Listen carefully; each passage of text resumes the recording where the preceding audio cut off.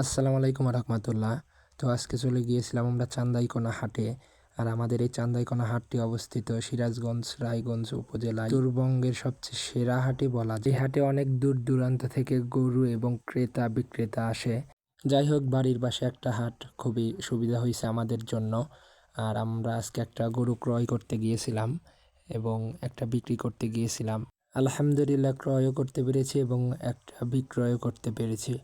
আর ক্রয় করার পরে বাড়িতে এনে আমরা সর্বপ্রথম যে কাজটা করি, নতুন গরু অবশ্যই অনেক বাজারে বা হাটে অনেক কিন্তু ভাইরাস থাকে অথবা অনেক কিন্তু জীবাণু থাকে, সেটা পরিষ্কার করার জন্য আমরা পটাশ ব্যবহার করি। অল্প একটু পটাশ দিয়ে সম্পূর্ণ চারটা পাই ভালোভাবে ধুয়ে তারপরে আমরা ফার্মে অথবা বাইরে কিছুক্ষণ রেখে দিই। কিন্তু এই গরুটা দেখি একটু হালকা ছিলে গেছে, সেজন্য আমি এখানে নেভালন পাউডার এবং স্যাভলন ব্যবহার করলাম যেন কোনো ইনফেকশন না হয়।